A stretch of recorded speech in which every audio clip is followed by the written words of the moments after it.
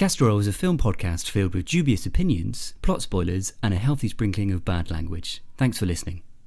Take a much loved movie and stir in a different cast. Add a hint of nonsense for a flavor that will last. Garnish it with fun, film facts, it's food for the soul.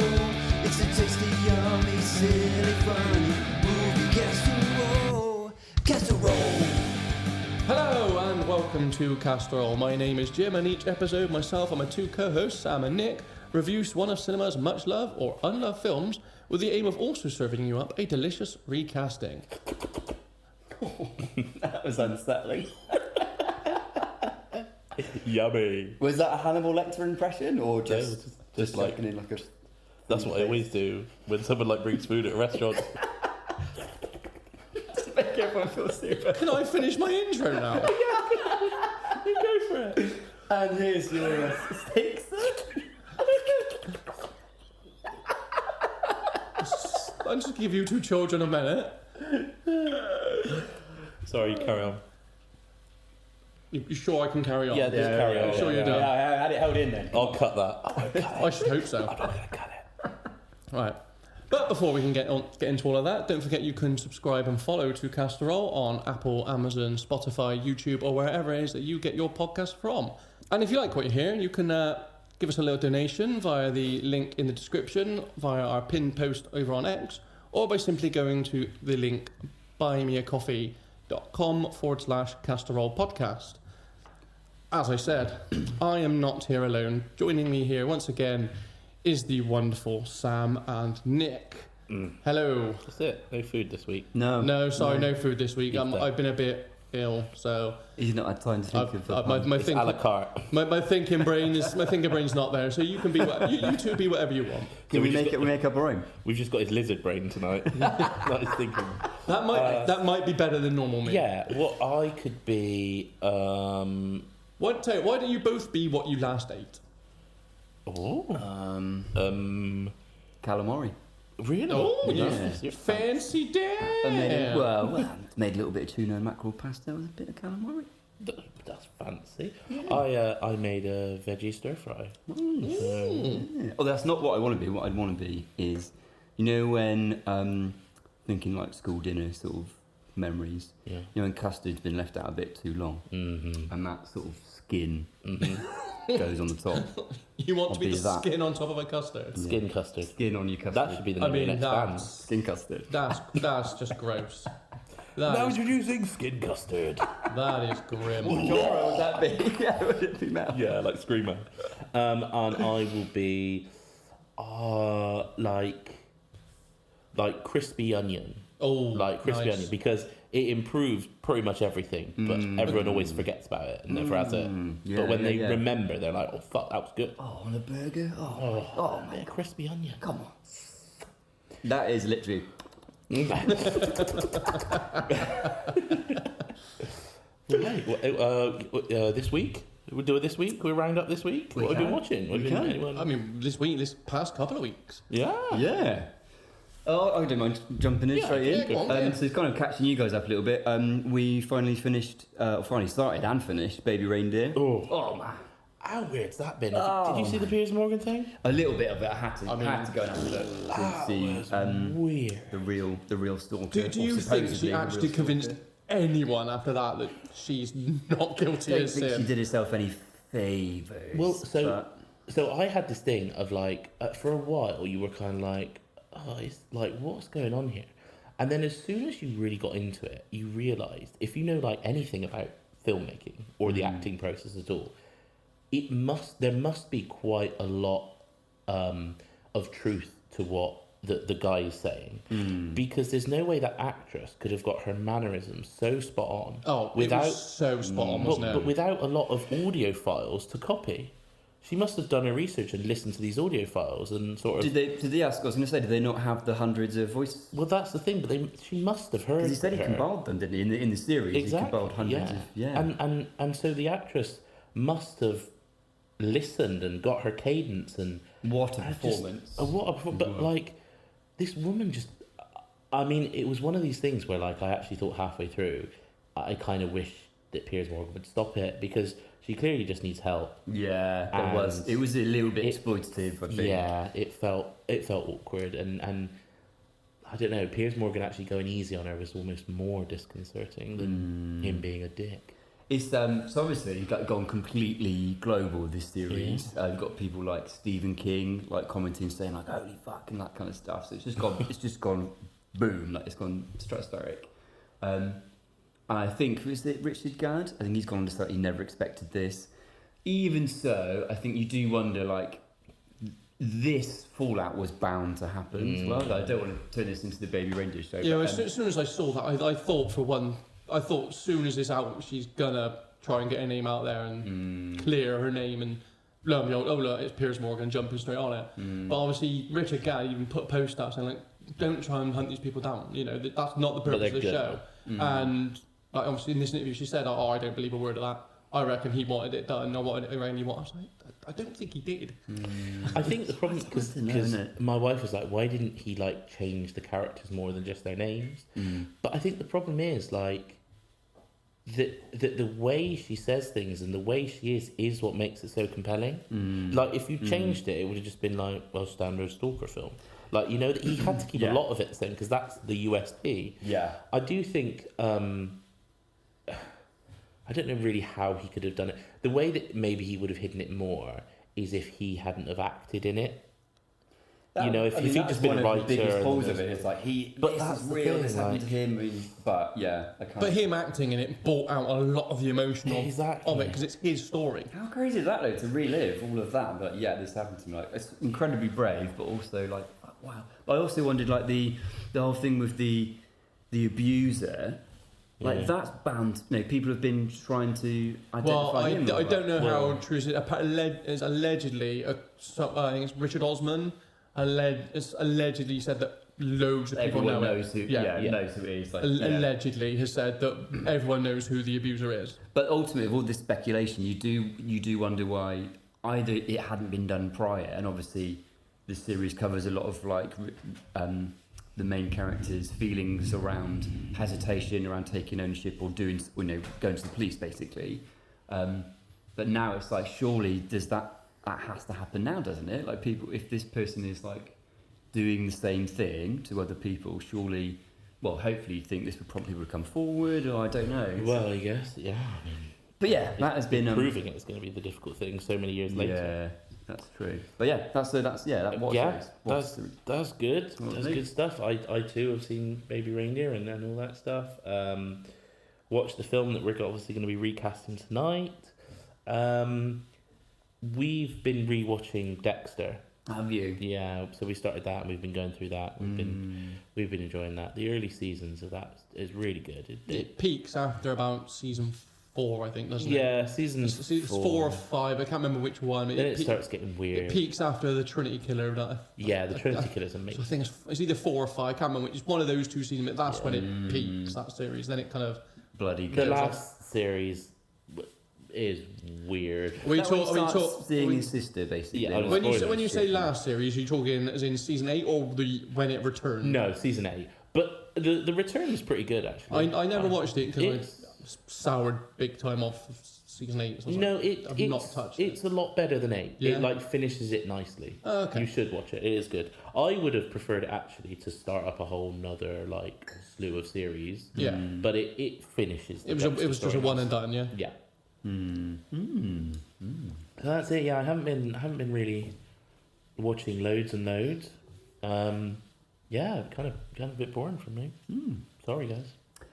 You should apologise. I know. I'm sorry. Apologise to the listeners now. I'm sorry, listener. I mean, if you're going to apologise, Tom forgives you. Yeah. Well, actually, I've actually done something quite interesting this week. I was honoured to guest on the Seismic Cinema podcast for their May the 4th Be With You special, reviewing and talking about the 25th anniversary of The Phantom Menace, which is obviously just been re-released in cinemas. So just want to say a massive thank you to those guys for having me on. Really, really great time. Absolutely go and check out their episode. You can get it wherever you get your podcast from, or there's a video version of it if you want to, for whatever reason, see what I look like over on YouTube. But yeah, and then nothing really from you, Jim. No, not really. No. Other than obviously, you Other know, than- another viewing of this top film of yours. Well, 2 viewings actually. Two viewings. I've watched it twice. You've watched this twice? Yeah. In the space of the last 2 weeks? How many times have you seen this film in total in your life? Space of twice in the past 5 days, Wow. maybe. Twice in the last 5 days? Yeah. Okay. And the sequel. Wow, okay. And you know how you said when you rewatched this, you were taken aback, you'd forgotten all about one of the main characters? Yes. The second time you watched it in the past 5 days, was it still a surprise? No, the second view was more to just to kind of see if I could spot some of the background details that I've been seeing in like a lot of the trivia and things like that. So I just more like I wanted to just have a look, keep an eye out for more of them, because obviously they're the kind of things you probably don't see first in your first viewing because you're not looking for them. But Right. now you see it. Yeah. Hey. So do you want to tell us what it is we're recasting? Because James, this is... Yeah, you so mentioned one we're of the doing something a top- little bit different. We've decided to kind of get a bit of variety in our picks rather than them being just action film after action film, or, you know, just... We've decided we're going to kind of start taking in turns to pick a film each week. I've taken the first shift on this one, and I've decided to pick... I'm going to call it a divisive film, but not probably through its quality. I mean, it's more divisive on your enjoyment of it is going to solely rely on how much you enjoy magic. And Do you think? I think so, because for me, I really enjoy a good heist film, and I also really enjoy magic, and this is a good blend of the two.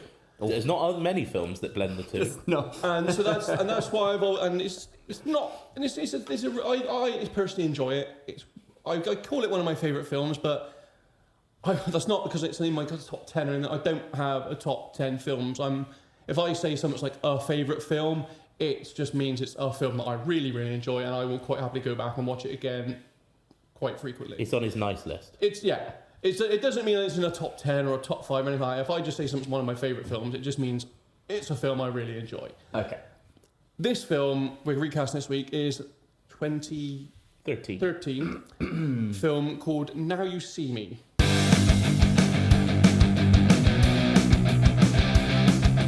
It's a magic, well, I guess a heist film. It's a magic heist film. It's a magic heist film set Where they around steal all a the group magic. called the Four Horsemen, which include Jesse Eisenberg, Isla Fisher, Woody Harrelson, and Dave Franco. It also stars. It's a stacked cast. It So is. it's got Mark Ruffalo, Michael Caine, who I'm sure Sam's gonna throw a few out there. I can't do a Michael Caine impression.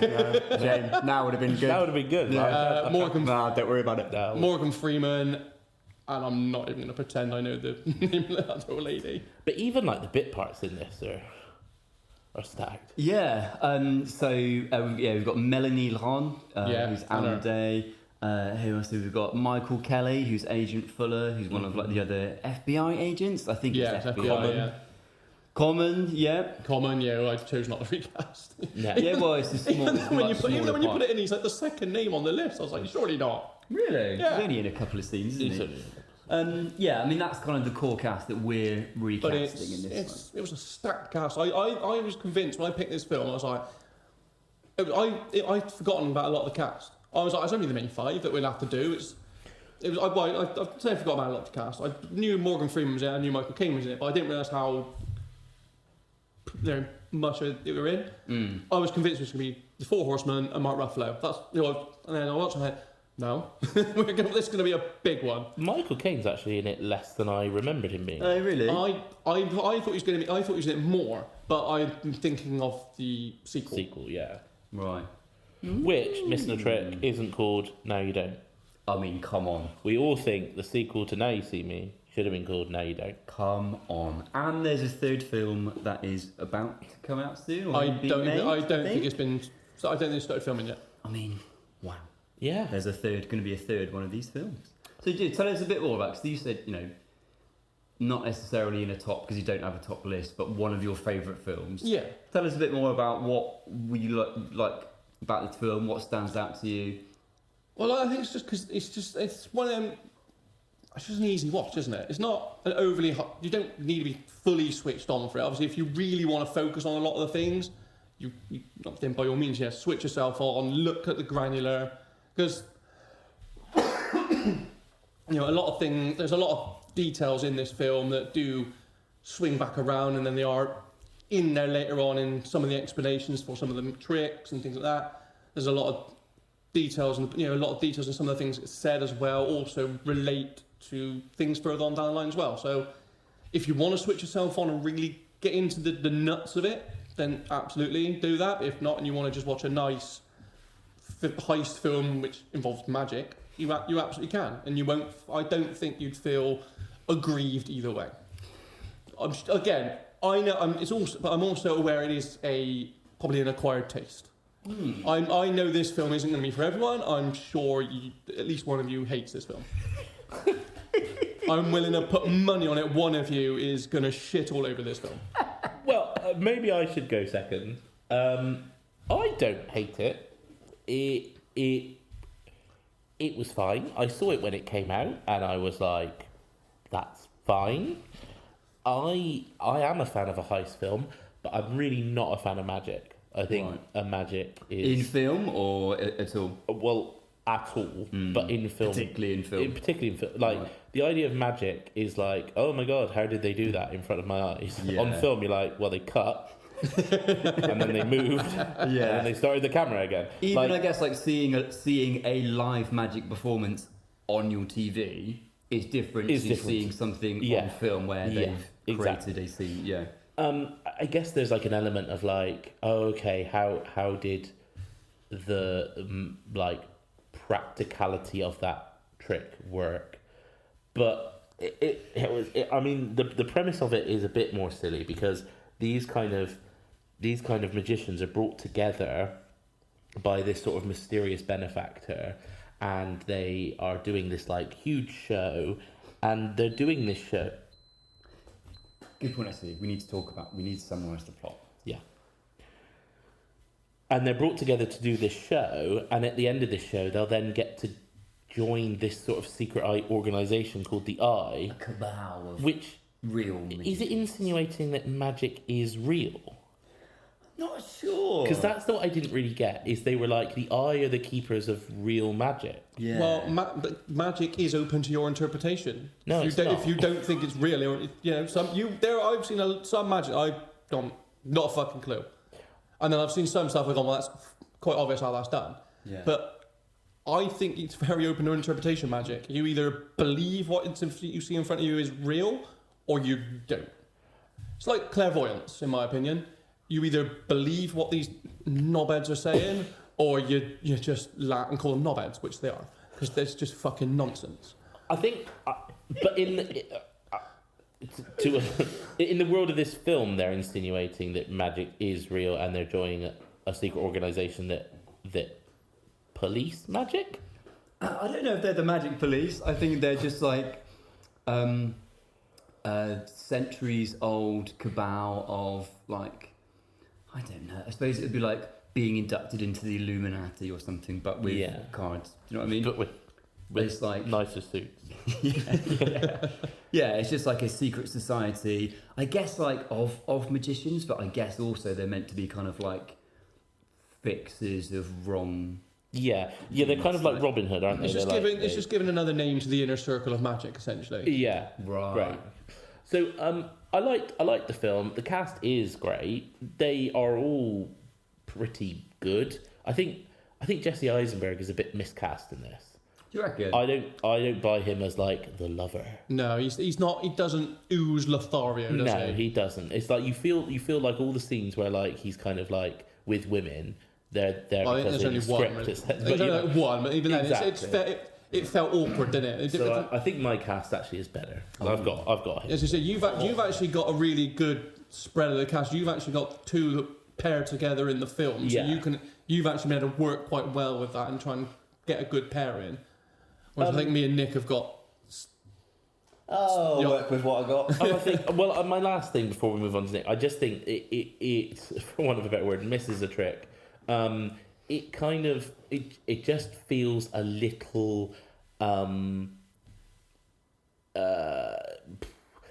childish at times, a little bit obvious. They're like, "Oh, did you spot that clue we left in there?" I'm like, "Yeah," because there was a good couple of seconds where the camera just focused on the name of the safe, or yeah, I got that because they, kind of do a wink, wink to camera, and it's like I feel with the Ocean's films, which is clearly this is kind of like an Ocean's-esque film. Very much meant to pull on that kind of snazzy, charismatic kind of vibe. Isn't In it? the Ocean's films, there's like genuine bits where you go back and see how it's done, and you're like, oh wow, like I want to see that scene again to see if I missed something. Whereas in this one, there's not really any of that because they kind of, as they're going along, they're like, wink, wink, this is kind of happening now. Right. So I felt it was a little bit kind of ham-fisted at times. But it was enjoyable. I didn't have anything against it. The only thing, I genuinely wanted to say, not being like, two-sided on this, like, when I heard it was one of your favourites, I wanted to give it a chance and just be like, not sure why it was one of your favourites, because to me it was just sort of run-of-the-mill, and I wanted to kind of hear from you what elevated it for you to kind of make it more than just a okay film. But yeah, so hopefully we'll get into that. Yeah. What about you, Nick? Yeah, it wasn't for me, this film. On paper, what a cast, right? Yeah. Great cast. Almost a great cast.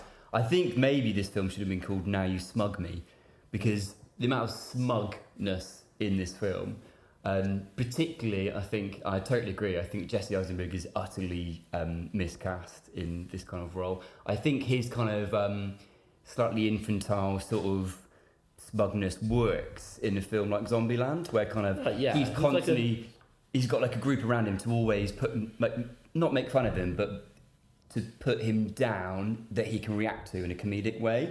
Whereas here, that only kind of happens a tiny bit when there's a scene when they're travelling on their private jet, and Woody Harrelson and Isla Fisher's characters are kind of poking fun at him. Like, that's the only time that happens. Dave Franco, I think if there was anyone that could pip the smugness of Jesse Eisenberg, it is fucking Dave Franco. Yeah. Oh my lord. I think this film, I think the entire premise is so incredibly convoluted and preposterous, even for a magic-y, like, heist film. Even for that, I think there's stuff that's like, is just completely, utterly preposterous. I think a lot of the kind of scenes and effects, a lot of the setup, it basically revolves around 3 big set pieces, maybe 4 if you include the car chase. And that is kind of each of their big trick reveals that they do. Like the final one, they jump off a building and turn into money. That's not even a trick reveal. What was the second one? The safe, the big container safe thing. Yeah, the safe thing. So that money. And the first one, to go in reverse order for some reason, was... What do they do at the beginning? They rob the bank. They send them to the bank in Paris. Well, no, the first one was to rob the bank. Yeah. Second one was to rob the safe. the benefactor, Michael Caine, whose name I've forgotten. That was the second. Arthur Clay. Tucci. Hang on, I'm the one recasting him. I should know his fucking name. I began with a T, surely. Arthur Tressler. Arthur Tressler, yeah. So that was their second one, to rob him. Right. Which you didn't see at all, because it was just like the actual trick was just like the numbers on paper changing. Yeah. Everything else was like bank transfer in the background. And you're like, okay. Yeah, so there's no other than the people going like, That was the $80,000. second one. The third one, was the robbing the safe. Yeah. And then obviously the fourth one was just them getting away. Well, yeah, and there was also the car chase. The big car chase. But that was part of the third one. So I just think it's just it's kind of big, glitzy. It's kind of trying to be this massive, big cast blockbuster. I think it just really falls flat for me. And I think most of it is just like the general smugness. Like there's no real jeopardy for any character at any point, because it's all about, most of the time it's about them going like, we are the smartest people in the room, or at the end, like. So, spoiler alert: if you haven't seen this film, or you've probably seen this film if you're listening to this, at the end it's revealed that Mark Ruffalo is who the fuck is he? He's the son. Oh yeah. Of the illusionist that was killed like 20, 30 years ago. He was killed when he was doing a Houdini-style trick, locked in a safe in a river. And that was partly because he was doing that because Morgan Freeman's character, Thaddeus Bradley, who was a magician debunker, had like egged him on or said he was shit or something. And then also because the company that owned the safe makers, which was owned by Michael Caine's character, cut corners. No, Michael Caine's character owned the insurance company that didn't pay out.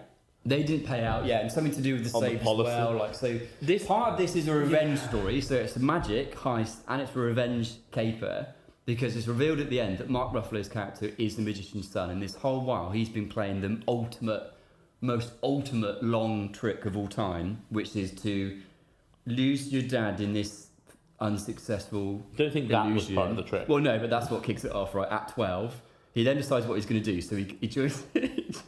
So obviously he must have done his studies to join the FBI, joins the FBI, builds up an illustrious career in the FBI because he talks about taking down mobsters and that kind of thing, then gathers together the four horsemen.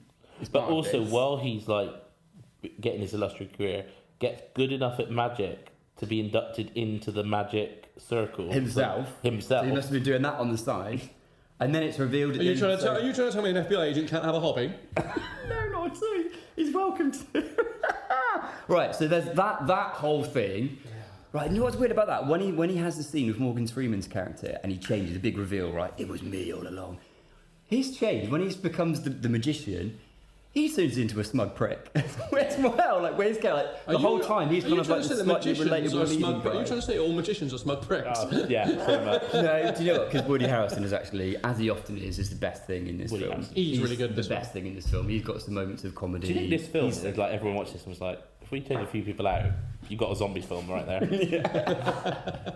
Right, and I just have to say, where I was like, no, I think I'm out on this one, was the two big acts of revenge in this film are, we just touched on the one that happens with Michael Caine when the four horsemen do their second big trick and they transfer all of his millions to the audience in like 80,000 to that audience member, 80,000 to that, and they're reading out their bank balances on their phone. Oh, I've just had 80,000 added to my phone. And afterwards, Michael Caine's in the bar like disillusioned because he genuinely thinks like, I've lost all my money, like there's no way I'm getting that money back now. Like, surely, if there's a televised live magic show where technically, in a criminal act, people have transferred your money to another person's, and you've got them there in the audience... And you know all the people. You know all the people because they've all bought tickets, you would surely just go... We'll take that money back, thanks, because that's just been illegally... So we'll just have that back. That's okay. And then the second one, which is the big act of revenge, is... The whatever money was in the fucking cargo container in that safe, that suddenly appears in notes, stuffed in his 4x4 when he's walking to his car in the garage, and all the police turn up like all the sirens because his 4x4 is entirely stuffed full of cash, and he gets sent to prison because of that. We got you red-handed for like a long time. He said. I mean, would you not get sent to prison if you're suddenly found with your car full of millions of dollars that you know has been stolen? I don't think so. When there's been two previous magic acts who have been shown to be like taking revenge on these millionaires. And what's the thinking there is, oh, Morgan Freeman's the big bad, but he accidentally pressed the explode the money in my car button. What would you like? I want to watch the film that is the trial of that crime. Like, what would the prosecutors be saying? What would the defence be saying? Like, well, the defence is that I walked to my car and I found it was entirely stuffed with banknotes. And the prosecutors are saying, so your plan all along was to you somehow got hold of the money, fuck knows how, and your getaway was to he explained how they got hold of the money. Don't worry. He explained how they got. That's how the mirror. But like, that would be their explanation. The police on himself. Well, no, it would have been the horsemen because they've set him up. Yeah, but did the police get in there and not think it's weird that some people randomly told us that there'd be a man here with a car full of money? Got a tip off for you. Yeah, but they've set him up because they've done a good enough job of putting enough suspicion on Thaddeus Bradley. Can I just say, if he's walking to his car, which just to reiterate is entirely stuffed with cash to the roof. Right, you can't even see the windscreen in this car. It's full of cash, and he's walking to it as though he's going to drive off. I'm just saying. Well, it's not. The money appears when he unlocks the car. It's called a magic trick. What? I imagine what's happened is that the trick was he presses unlock, his airbags explode. That's where all the money And is. that was full of cash. Instead of airbags, it's the money. Right. And that's what's happened. Okay. That is I'll what's let happening. that off, yeah. So yeah, sorry, I preposterous. mean, obviously, not being a member of the inner circle, I'm not entirely. I don't know. That's exactly what. But that's my guess. Are you doing this again? Are you doing this again where you're like not knowing how this works in real life? This is not real life. But this kind of trick could be. But it's not. I know. I'm not saying. I know it's not. It's on film. But someone somewhere could do this kind of trick. I bet. I'd be willing to bet. There's a magician out there that will have done this kind of trick.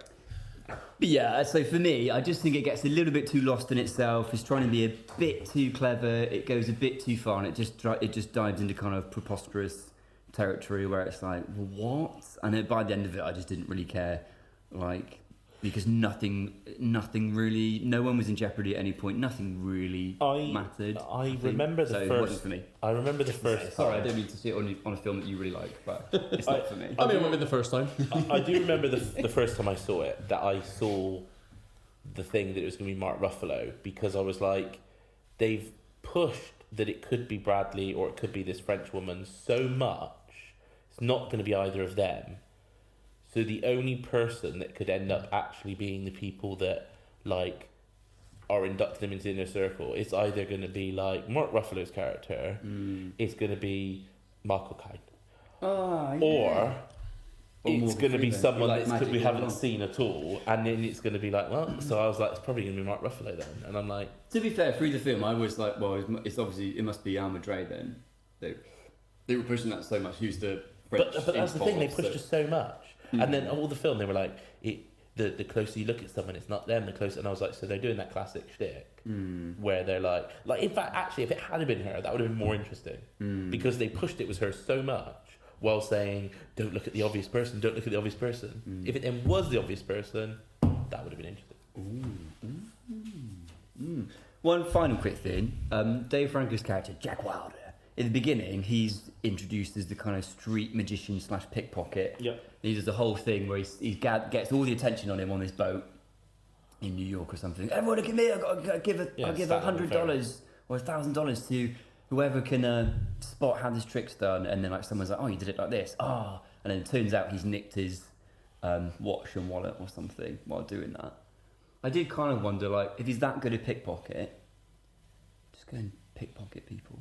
Don't get the attention. You don't need to do a big magic trick. Just That's go and true. pickpocket. Anyway, minor gripe in the wider scheme of things. Also, he's not really a magician. He's like the sleight of hand guy. I guess, isn't he? Which You've is got, like, he's a sleight of hand. You've got the mentalist, which is one of the Woody big Harrelson. schools of magic. Is sleight of hand. Yeah, but Yeah. he doesn't do any magic.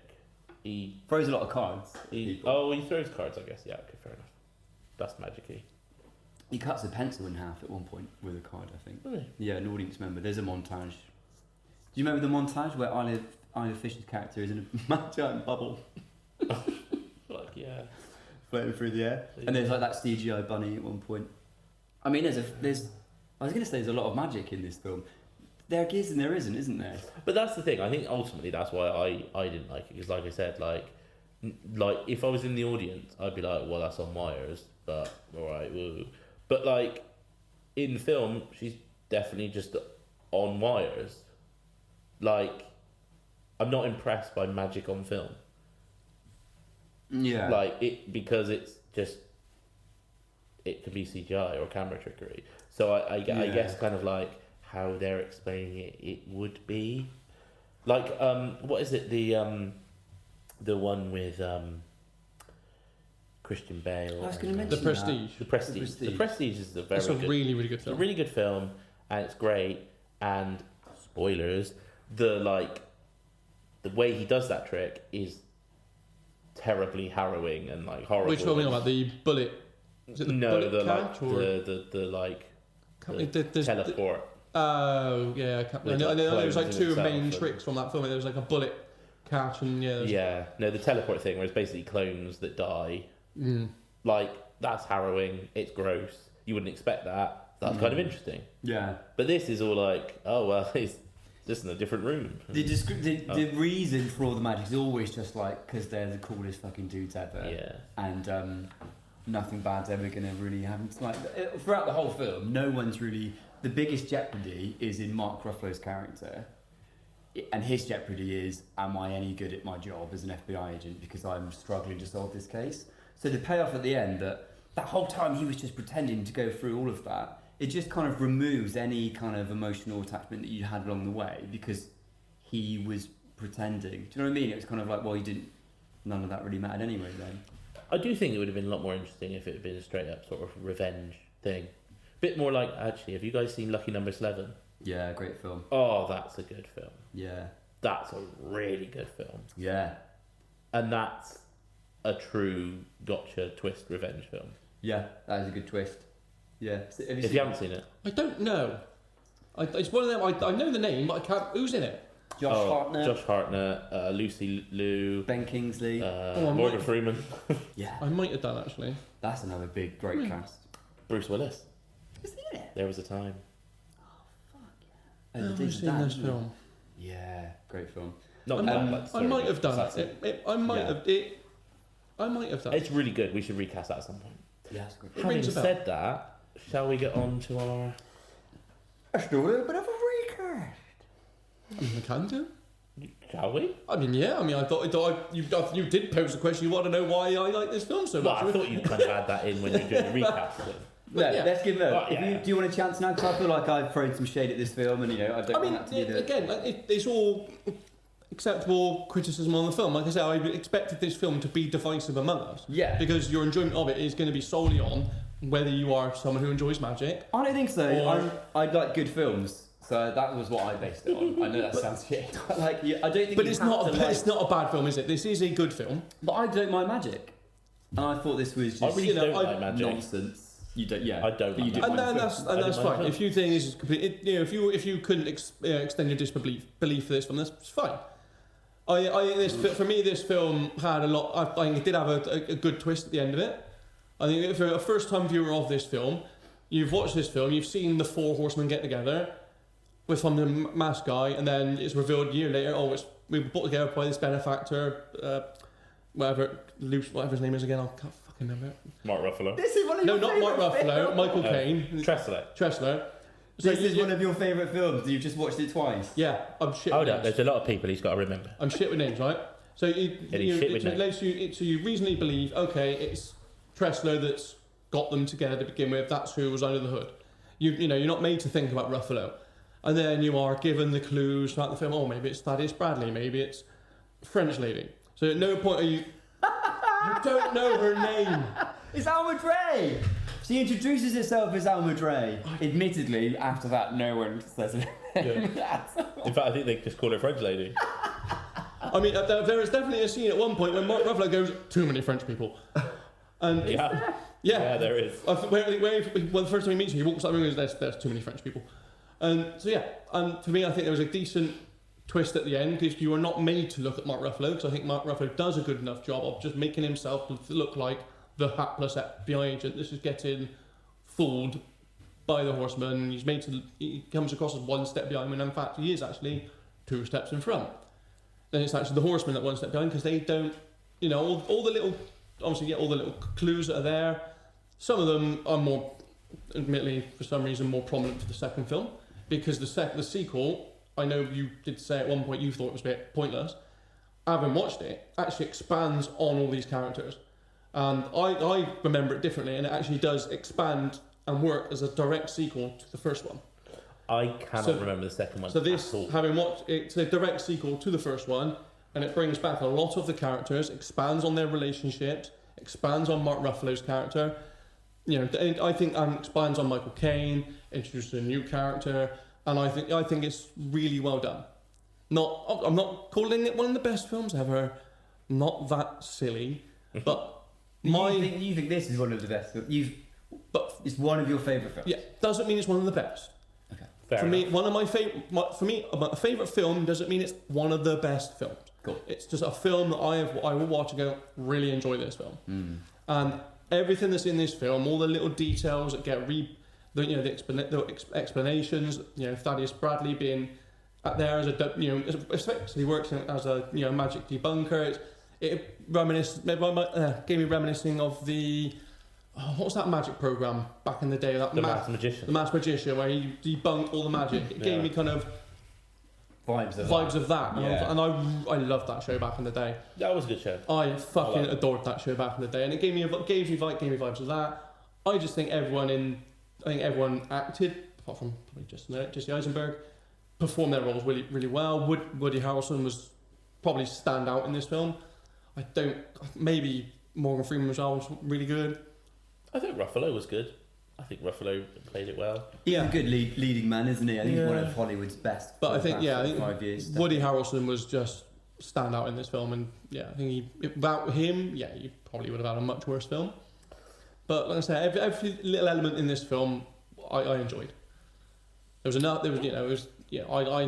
I could shut off. Obviously, I know what's on the screen. I'm looking at the tricks are just CGI or string work, but I can appreciate what's being done and looking at, okay, there might be a magician out there that does a trick like that somewhere. But, yeah, I mean, I don't hate it. I'm not at any It's point fine. suggesting, when I'm watching it, going, what an amazing magic trick.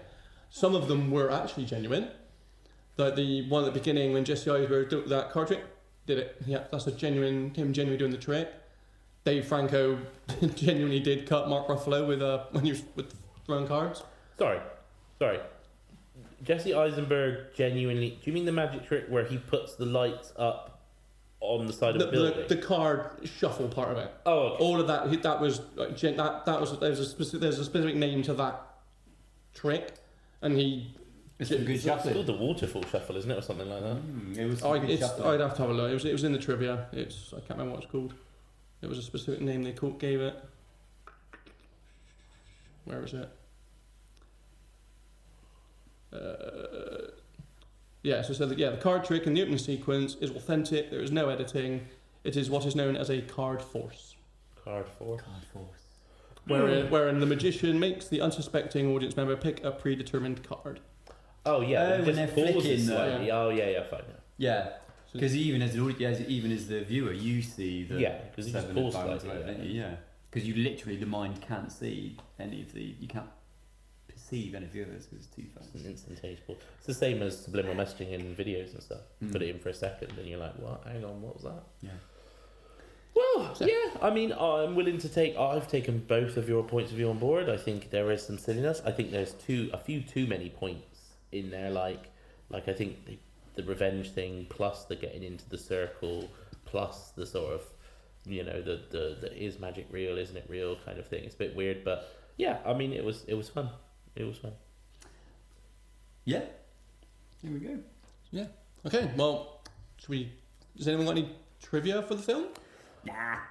Well, the only one I've got is the classic, the one that I think probably everyone knows about this film, which is when filming the scene, when Isla Fisher's filming her scene in sort of the water tank, and she's sort of screaming because her character's supposed to have pretended to be caught and actually drowning. She did actually get caught and start to drown. Yeah, she was in there for 3 minutes. She was underwater. Yeah. Wow. Before someone actually realised and was like, "Oh shit!" Yeah, because like when you're in a scene where you're pretending to drown, And your the character stunt is team, scratching against the water and everything. yeah. And the director's there like, Nobody knew. well done, Isla, you're nailing it. You would have thought that they would have had like a scene, like a that or a something to like show that it was real. Yeah, but because she's panicked underwater, that's what her character's meant to be doing. They had a safe word, but because she was going, With that scene, one thing I did make me laugh was, when the audience members actually think, oh shit, and they run in to try and break the glass. Yeah. And this guy picks up this pole and then proceeds to uppercut the glass twice. Yeah, that is weird. I was like, why the fuck are you getting this pole and uppercutting glass when you just swing down or why are you swinging that up? was weird. I was like, the fuck is that all about? That's some Weird. dog shit, whatever that was. I love how that was the bit of this film. You were like, I'm not buying this. Yeah. But That's just too much. Why are you uppercutting the glass? Yeah, but it's fucking stupid. Why are you uppercutting a glass tank? To be fair, I did notice You're not the going way to he hit the glass. Yeah. You're not going to put any force on that because you're just going to skim off it. It's going to be fucking nothing. It was. Maybe it was too heavy. I was like, why? Hoist. I was Heft the like, bar. surely you just cut. and refilm that bit with someone who can fucking swing it properly. Well, you couldn't because Isla Fisher was dead by that point. I think he should have tried it. Got as far as the glass tank, realised it was too heavy. I'll go back and get. Where was that pilot stamp? I'll go back and get something else. Goes back, comes back with a 2x4 this time. He's a float in there. But yeah. But anyway, should we do our recastings then? Let's recast. Yeah.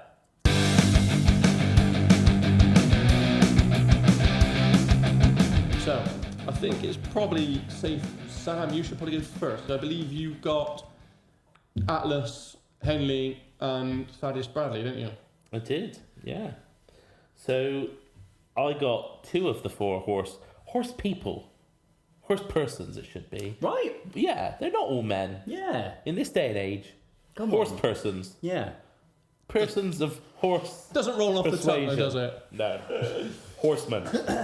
So, the first one I've got is arguably the lead horseman, sort of the main. He acts the leader, doesn't he? Top billing. Yeah. Well, he is of the 4. He is like the celebrity going into it, isn't he? He's Yeah. the most well known. He's one of the other horsemen who we'll get onto is a fan of him and He's like the constantly- David Blaine. So yeah, he's the big shot magician out of the group. So yeah, he de facto essentially acts the leader of the group. So this is J. Daniel Atlas, played by Jesse Eisenberg. I'm always a bit hot and cold on Jesse Eisenberg.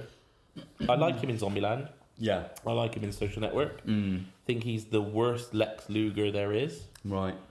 Lex Luthor, not Lex Luger. He's not. Yeah, I really did have some reservations on Lex that casting Luthor. when I saw that. I thought, It was a bit weird. does he play it bold or does he? He's is he bold young? by the end of it, Right. isn't he? Yeah, he loses his hair at the end. Oh, and we're now talking about the Lex. Yeah, Luke, yeah, sorry. no, not in this. Yeah, No. not I was going to say, did I miss? He had a wig. Turned and I was into like, common. did I see that wig? No, I don't. Now I do. Yeah. So I've got sort of 2 picks for this. I've got what I've classed as a dark horse pick. It's not really a dark horse pick. Could be a Hollywood pick. Yeah. I've gone with Sebastian Stan, Okay. who is Yeah. obviously Winter Soldier. Yeah. Right. Really good choice. Yeah. Yeah. He would definitely look the part Yes. of the Lothario. Yeah, he's got a kind of chiseled magician look. Yeah, about exactly. him. I think he could look dark and kind of, Yeah. Yeah. on a podcast, if you don't know, I'm kind of doing like magician things in front of my face. We need the audio description for that kind of stuff. But Please tell me that your main pick is who's our UK version of David Blaine? Dynamo. Yeah. I don't think I've ever seen any Dynamo stuff. You know, I it's don't really like fucking good. magicians, right? Magic is bullshit. It's bullshit. Okay. Who have you chosen?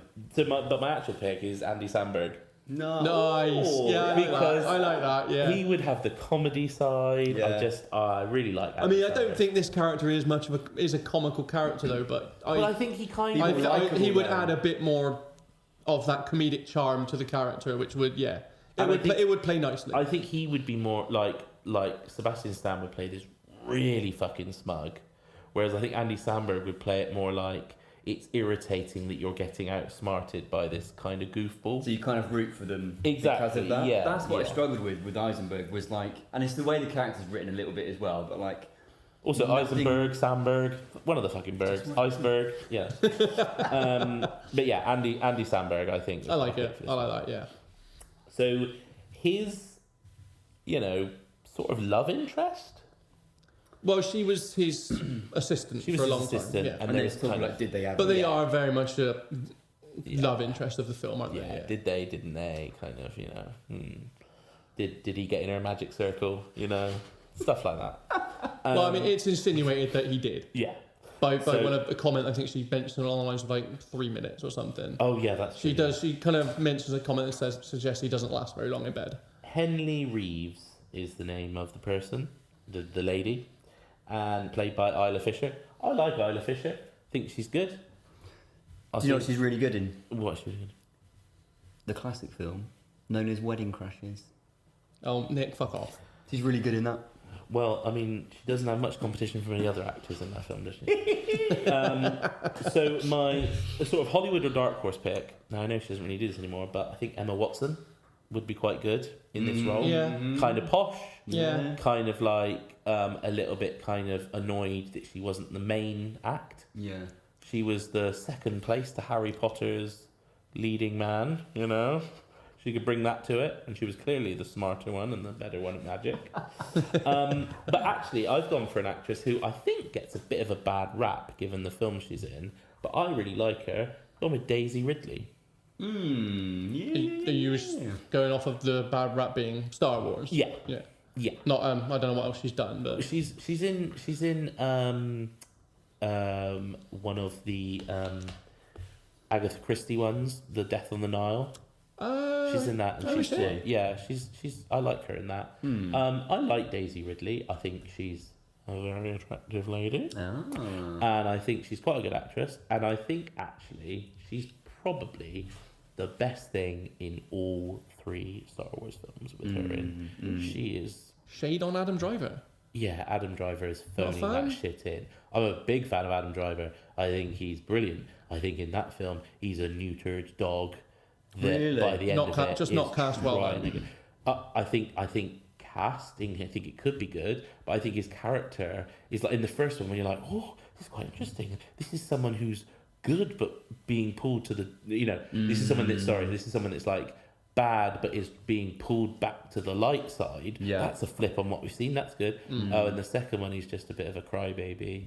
Oh, and the third one he takes his shirt off, which no one asked for. No, one And did then that. like kind of does this weird like sort of suicide that it's just that's terrible. Let's not get into those things.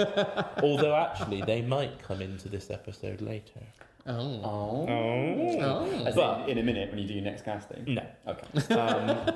But yeah, no shade, Adam Driver, great actor. But Daisy Ridley, I think, is good. I think she was thrown a bit of a limp horse and she managed to ride it quite well. That's not an analogy. That's not. To summarise, Henry Reeves is Adam Driver. Henry Reeves is Adam Driver, yeah. No, Henry Reeves, I've gone with Daisy Ridley. Nice. Oh, lovely. Nice choice. And my final one that I've got is Thaddeus Bradley, played by Morgan Freeman. Hot off the back of Shawshank Redemption. We shouldn't ever try to replace that actor. Was this Ever. hot off the back of Shawshank? Well, I mean, Of course, it's about a good 15 years, surely. I mean for us. I was going to say, surely you need off of us. No, only like 2 episodes ago we did Shawshank. He took a gap here, he went travelling. Yeah, And he she- came back to It took a the- gap decade. I They were like, took Morgan, do some you fancy time Prince of with. Thieves? Nah. Ring me when you've got a proper film. I took some time out.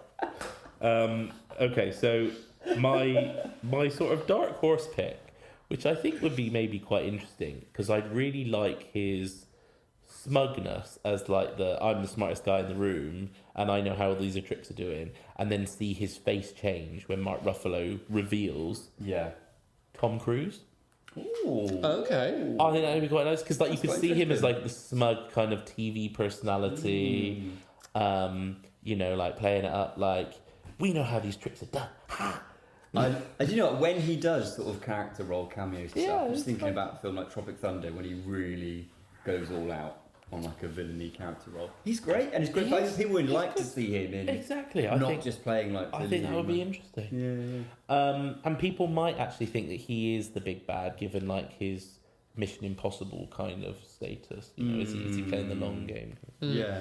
But my actual pick, and this may be too easy, is Stanley Tucci. He's just such a good actor. Okay, well, that just completely ruins my pick. Oh, Me too. Oh! What's happening here?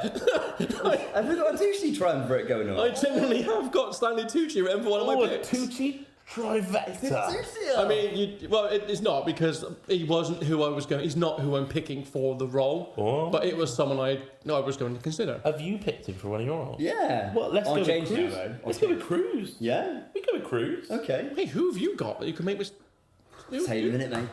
Take a minute. Oh, well, Woody Harrelson. No. Seriously, you must. The French lady. Do you know what? I like Cruise because I think that's another issue with this film is that the two people who get revenge enacted on them, so Morgan Freeman's character and Michael Caine's character, that other than a bit of And the exposition, French bank. And the bank, yeah. Other than a bit of exposition that explains like some of the bad things they did in the past. So for Morgan Freeman, it was. He didn't do anything. Well, he just exposed people's. Yeah, but loads of magicians do that. Admittedly, the thing I don't like about the Morgan Freeman thing is that actually doesn't get paid off until the sequel, and that's when you learn the why Mark Ruffalo targeted him. Oh, okay, fine. But just to be clear, but he does genuinely target him So for an is this a actual scar reason. giver? just to be clear, This is a scar. they weren't writing the sequel or filming the Probably sequel not. at the same time as this one. No. So we can't look at the first film and forgive any of its plot deficiencies by saying, but wait till you get to Is there a director's cut that is far superior? There's also no. No, I will let you have this. This is a thing where you go, hang on, why was he targeted? Because it isn't paid off until the sequel, and it is actually a genuine reason why Ruffalo's character does target him. But Right. Oh, interesting. But I also do think with him and Kane's character, they don't do enough for me to make you be like, yeah, when the revenge is enacted on them. I think they do in the second, though, don't they? This is Sorry? Talking about sorry. the second. Yeah, sorry. In this film, Kane's character doesn't do much in this. He doesn't do much in this. no, he is more prominent. I've got a lot of money and I didn't give it to people. Oh fuck, you've given it to people. I'd want to see a bit more, of him making some nasty business decisions like there and then, or talking down to people. And with Yeah, he Morgan actually seems Freeman, quite nice. right? He's Like, kind on of the jet, like he's classic like- Kane, isn't he? Yeah. Classic Kane. He's alright. Yeah. And then Morgan Freeman, you need to see maybe when he's introduced, he's debunking maybe some up and coming magician, and it just like ruins their career. Then like they're just Yeah. like, oh, but you need Like he because interrupts otherwise- them like during a performance and it's like, why Right. can't you just wait until after? Yeah, you need Yeah. to see him being a dick. Yeah. We don't see no dick. We don't see enough dick. Now you see it, now you don't. You ain't see no dick. Okay, Who's next? so should we move on to me? Or Well, you? who's got other horsemen? Well, we've each got a horseman. Who's got Ruffalo? I do. Let's go to you then. Okay.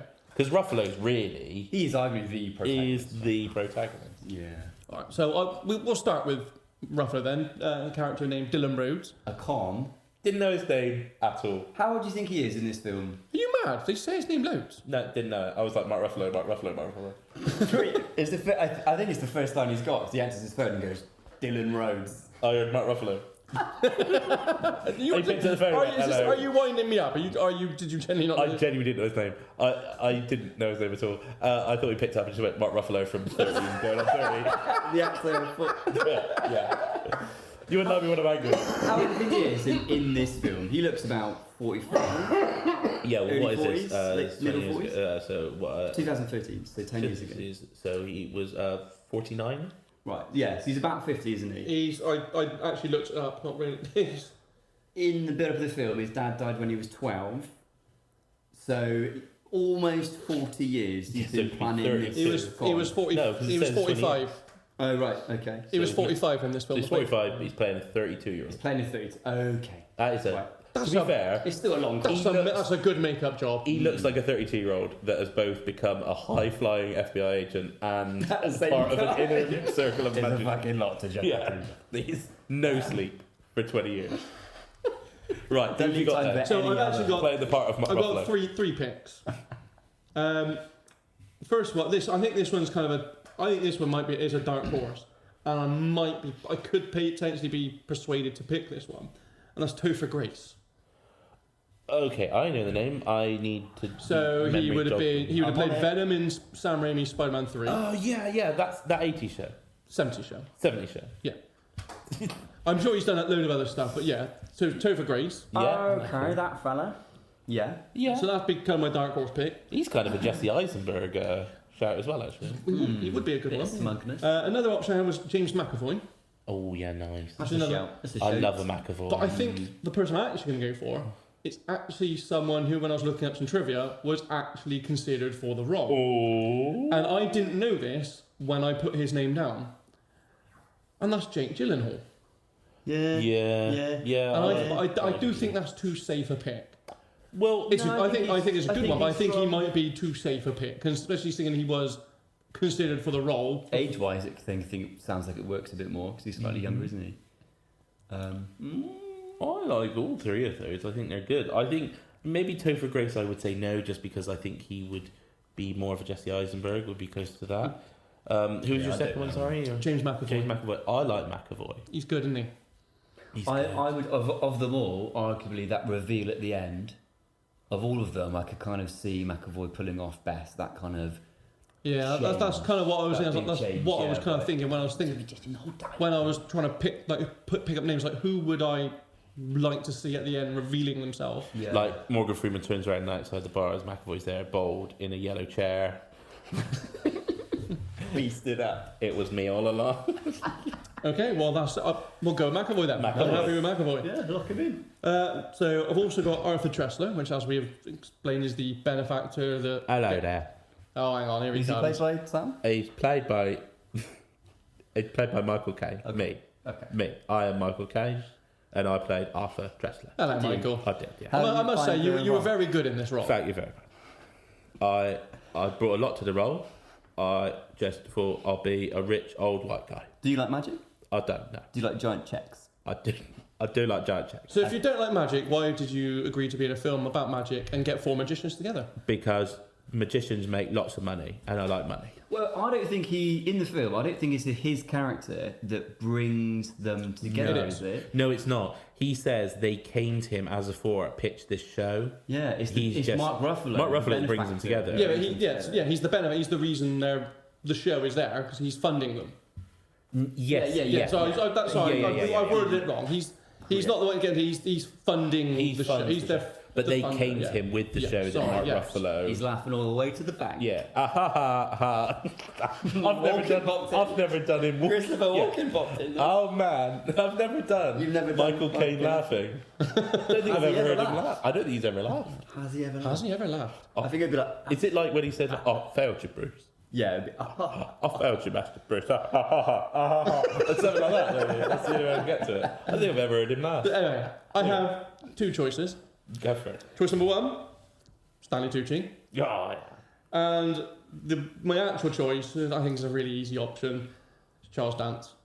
Pop dancing. Pop dancing, because you need to. Dance. You need to hate him, don't you? Dance all the way. Come I on. think it's the top choice for that one. Dance to the bank. Because he could act like on the jet, for example, just a little bit pissed off at all the magicians around him, like they're wasting his time. Do you know what I mean? He'd be on the phone doing some goddamn business. Dance. Oh, mate, it's got And he could have like a company where he's like, take a chance on dance. And he's got like a really cheesy commercial. No, he'd be called. What you mean? His, what you mean? His Charles company, Tressler Industries? No, Charles Dance, Mark Ruffalo. These are their character names. And the film wouldn't be magic; it would be the dance heist, right? Yeah, And No, I also dancing. thought, again, we'll talk about the sequel. Dances with Wolves. Talk about, we're talking about the sequel here, but I'd also think it'd be quite interesting to see Charles Dance alongside his on-screen son, Daniel Radcliffe. Hello now. Hello. So yeah, now. Radders in the sequel, Daniel Radcliffe is Michael Caine's son. Have we ever seen Radders in dance together? I mean, we will do. I'm on for that. We will do if we remake this film and we I'm do the second one as already well. on for that. Yeah, Dance. Lock him in. And do you know what? That leaves Touchy free for me. Touchy. Touchy free for most. Well, we don't know what your other options are. Okay. My third and final one is the final horseman, Jack Wilder. He's Atlas's fanboy. He seeks his approval. He's like the streetwise. He's the streetwise guy. But he's very much the background of the. He's the Artful Dodger. He's very much in the background. I mean, he's also the sacrificial lamb of the film as he kills himself. Or gets killed to. Turns out to be a trick. I actually thought really well done in the film and really well explained. Yeah, I thought There's a lot of. There was a lot of moving parts that could have very much gone very wrong, and I thought for a Those preposterous nonsense. it's very preposterous. But I think for an explanation and actually when they shown it being done, I was like, that's really good. Although, because there's a helicopter. Did the helicopter not see that there was a car on the front of that bus? This isn't going to make sense if you haven't seen the film, but the explanation is that he drives like a standard FBI car and drives past Which he's broken into. which he's broken into, fight scene. luckily to get it. And I think it's worth just quickly touching on the fight scene between him and Mark Ruffalo's character. Big 5-minute fight scene with lots of flying cards and all that kind of thing.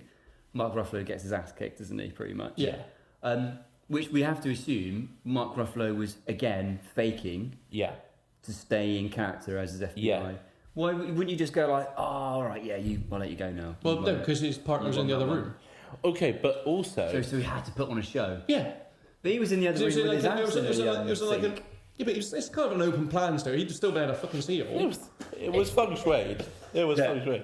The fight had to happen because it was good for the fight. But did Mark Ruffalo know they were going to do the car switch? I have to assume so, because it's all set up in the room, isn't it? All the plans for the set displays. So I can only assume. I have to assume the car plan was there in. So he set up. Because he set up everything in this room for them, hasn't he? So I can only assume he has gone. Because they don't actually show that part of it in the room, but I can only assume they've got the plans for this getaway. This isn't a concoction that they, as the Horsemen, have thought up. All of this is from the plans that Mark Ruffalo has given them from this secret room in this flat. This isn't stuff that they have thought up. There's a lot of stuff that Mark Ruffalo has put a lot of time and effort in that only serves to fool Mark Ruffalo. Like, he could have cut out like 3 tricks just to not fool himself. But when you spent this much time planning something, you may as well go all in. Do you know what? Do you know what this is missing? A trick on myself. I'll put it in as a little treat. So yeah, I like those bits. It's good. Wait, no, hang on. You didn't tell us. I haven't said anything about this. Jack Wilder yet. I don't like those bits at all. I'm telling you, I don't like any of the ones I've got. Oh, really? No, this one I thought was really hard. I could not think of who to recast him as. Coincidentally, 2 of my picks are both called Jack. I feel like this is Tom Holland territory. Well, funny you say that. I've got one for this. Well, I'm hoping you do, because I'm not. You'd say Tom Holland territory. He is the better of the 3 choices that I have for this one. But I think it's too small a role for him. He will do the role really well. I just think someone of Tom Holland's stature, he doesn't deserve this. I think it should. So a main part in one of your favourite films. films? Not really a main, but he's not. He's like the lesser of the main, isn't he? He's not really that main. He's kind of. He's got a fight scene. No one else gets a fight scene or a chase scene and a death scene. I mean, yeah, but I don't really want to see that. And he's got a catchphrase. Nothing's ever locked. I don't know. I put in Holland in. Probably be popping Timotei in for Atlas. But anyway, my other options were Jack Quaid. Nice. After speaking about him last week, I was like, okay. Yeah. And then the other one was not very well known, but Jack O'Connell, he was found fame in Skins. I think he then took a long break from acting, or he's done a lot of lesser known ones. Oh yeah. Where he's now recently just been in Ferrari, and I believe he's in the Amy Winehouse docu-flick, Back to Black as well. Unbroken. Yeah. Okay. 71 as well. Yeah. Nice. So there's some very different choices for him. Like I said, I'm not happy with really any of them. I have to say, my initial thought was Zac Efron. That is not a bad bloody shout, mate. Just because, like, I can imagine him being a bit fanboying it up, being the baby of the group. Ratchet up that smugger-meter. Well, I was kind of hoping someone would have a suggestion, because I wasn't happy with those 3, and I couldn't. I've been racking my brain trying to think who to put in, and that was not a name. Also, like him as the baby of the group, like I think Tom Holland would fit there. That guy O'Connell looks a bit too grizzled to be like the baby of the group. Maybe obviously like from the Skins days. Zac Efron wasn't a name that popped into my head at all. So that is a good shout. Nicholas Hoult. Nicholas Hoult is a great show. He could also play Atlas, I think. He could. I don't actually buy him as a leading man. Do you know? Not like a heartthrobbing leading man. Like he worked actually. I think for Atlas, he'd be perfect because he's a little bit of a smug git, isn't it? Kind of, but like, does he really feel like somebody that women are throwing themselves at? No. He doesn't have that look of someone that women would throw. I mean, maybe Andy Samberg doesn't either. To be fair, having said that, but I think Zac Efron would be nice in this. I'm happy to throw your suggestion of Zac Efron in. Oh, okay. Like I said, I wasn't sold on any of my choices. So think Dev Patel, something like that, could have an interesting. Patel. Yeah, that'd be an dynamic interesting spin to on it. it. Yeah, Yeah. That'd be cool. there's a lot of Skins alumni there. Yeah. just thrown Oh, out. that's what made me think. What about that guy that wore the beanie that seemed to be like the main guy in Skins that just disappeared? Pop him in. Yeah. Didn't he die? No, he died. Was he not like one of the big deaths from one of the series? Oh, you mean in the series? Yeah. I don't know. But I thought you meant in Oh, sorry. I thought you meant in the series. That's not why you weren't allowed to keep acting. Oh, I thought you meant in the series. Keep this going. Your career's over I thought because you were you about the died in the series. show. Because you were chatting about Skins. I thought you meant in the No, series. he didn't die in Skins. He was one at the end that was doing that. La la la la la la la la. Oh, was he?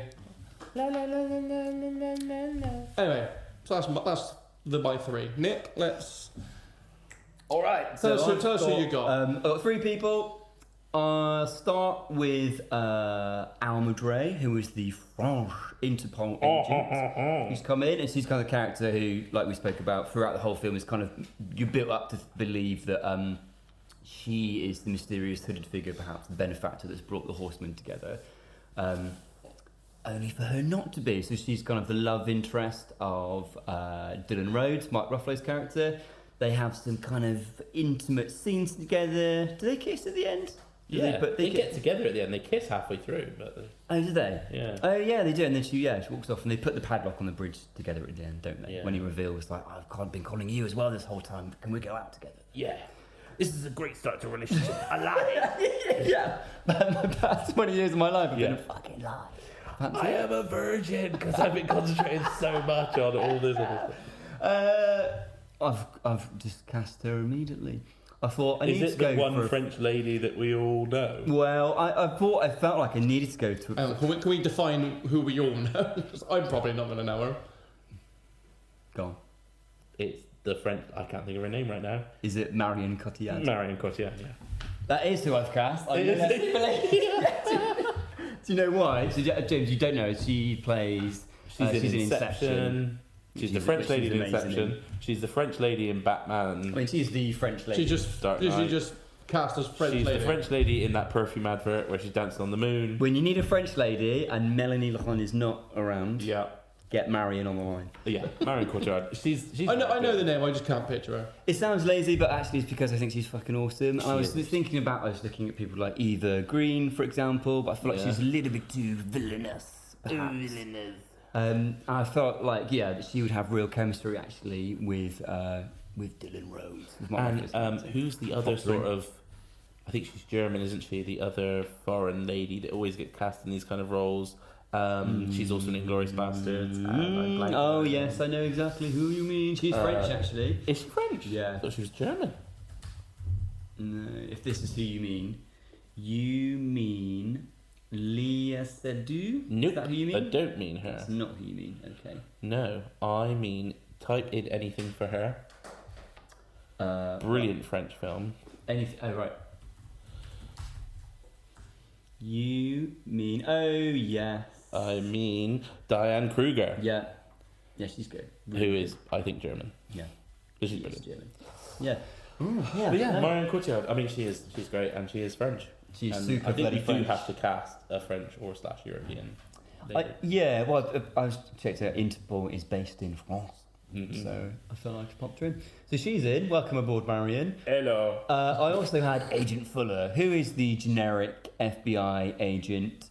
We casted him for some reason. He pops up. Initially, he's like, you made to think he's like Mark Ruffalo's boss because he's like, you got to take this case. I don't want to take this case.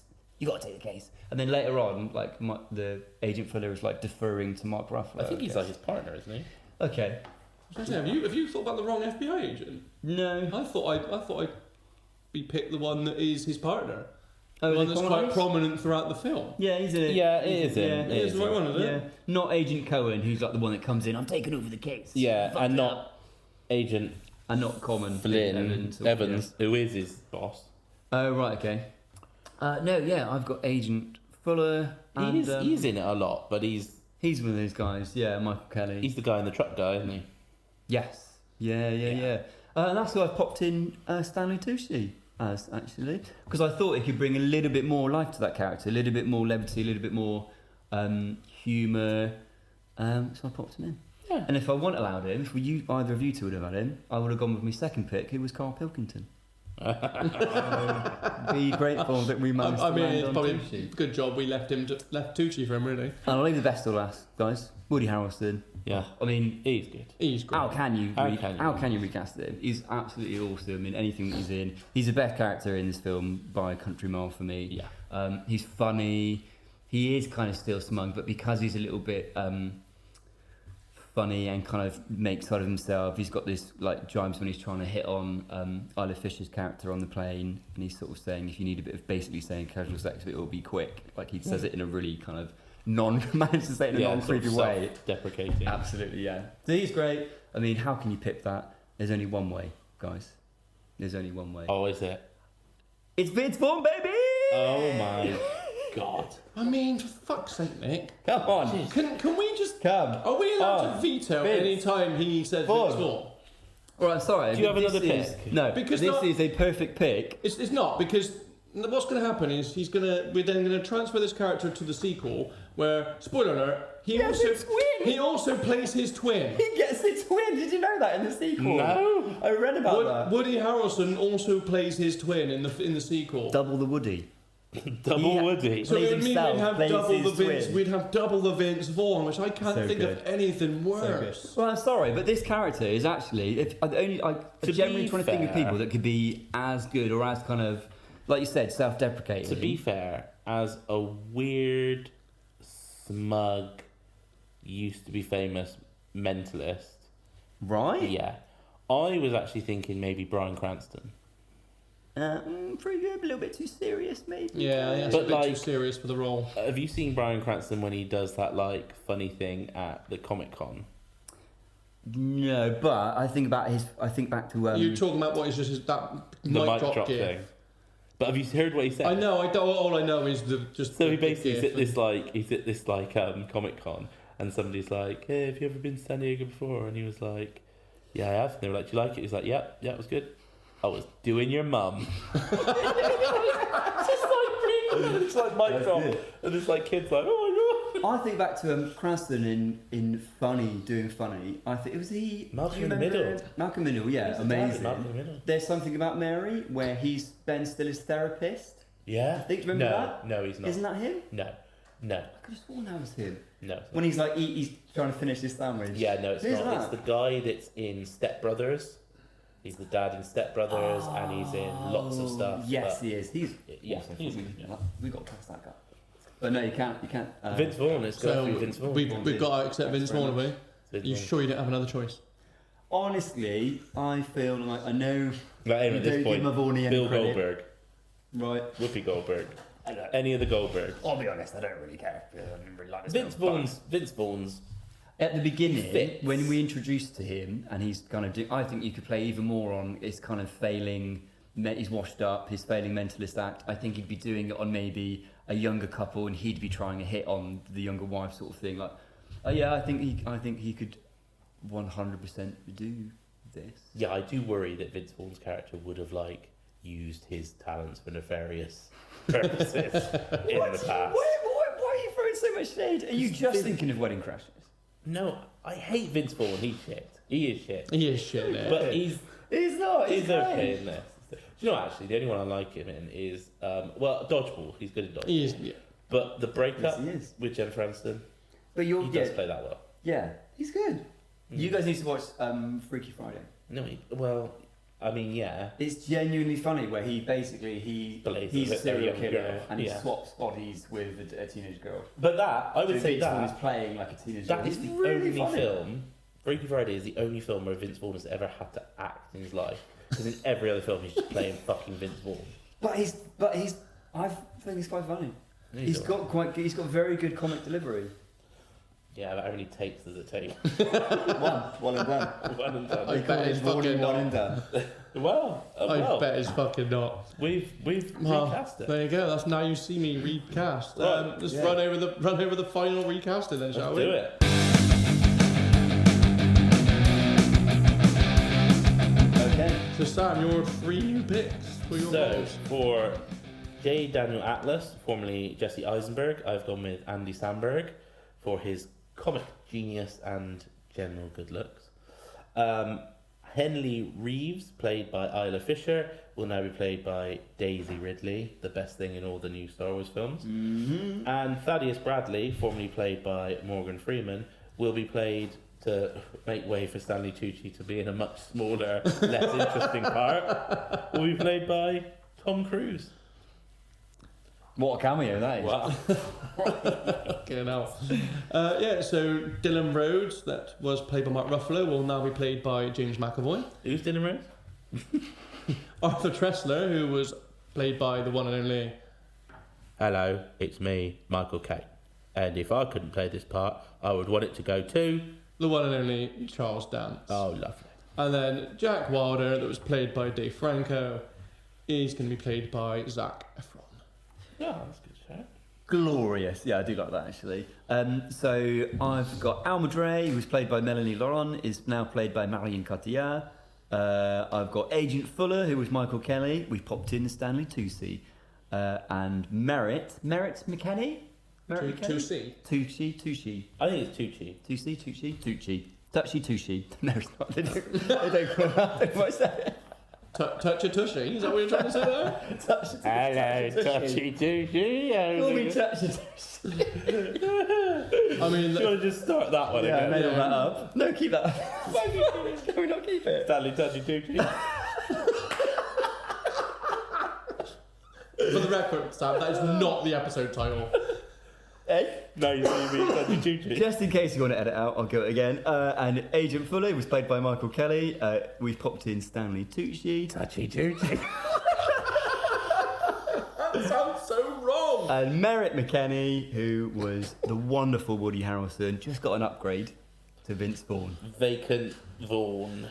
Oh my god. God.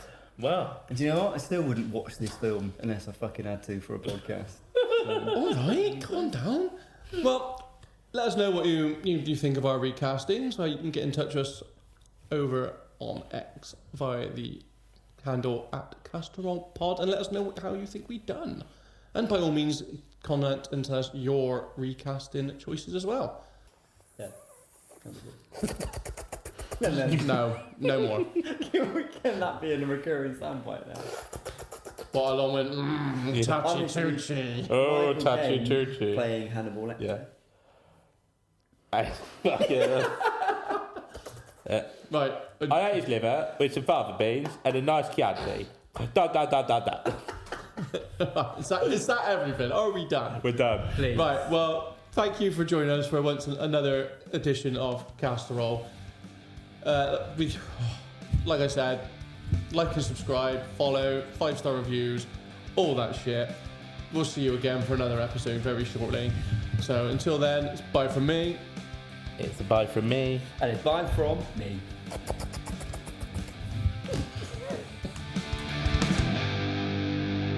Movie casserole.